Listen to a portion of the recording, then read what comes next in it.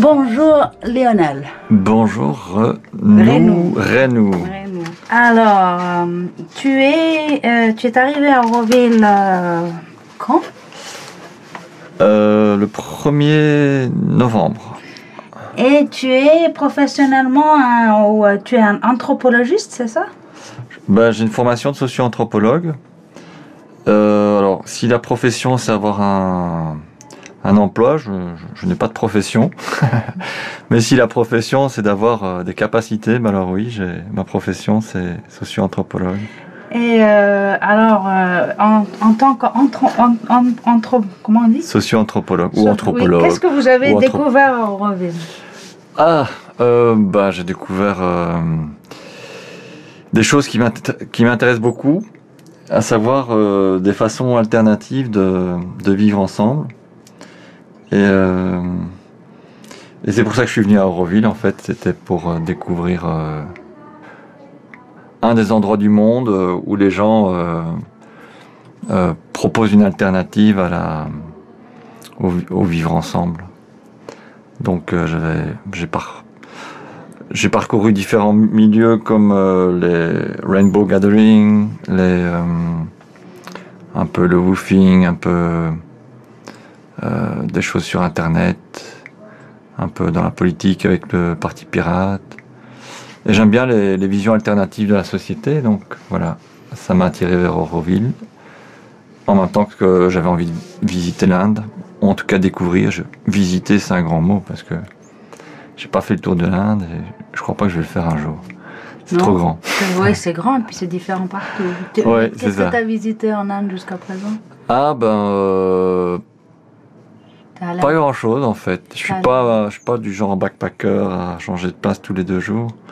Donc j'ai passé 15 jours dans le quartier de Nainar Mandapam à Pondichéry, dans l'appartement d'un ami belge qui loue à l'année.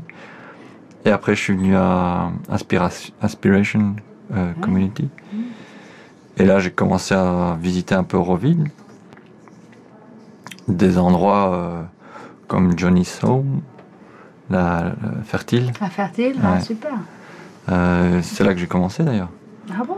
Ma première nuit à Auroville, c'était chez lui, oui. Ah, ok.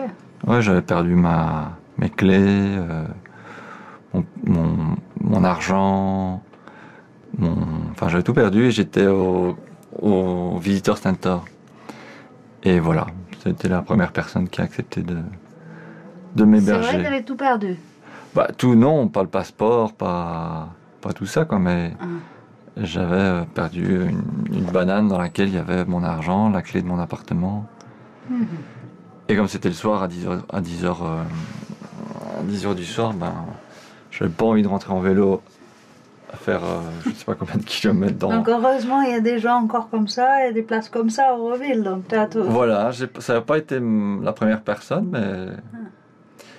Et en fait, assez curieusement, quand je suis arrivé à Auroville, j'ai rencontré assez vite des gens que j'avais déjà vus sur des reportages. Sur Internet, il y a différents reportages, films, quoi.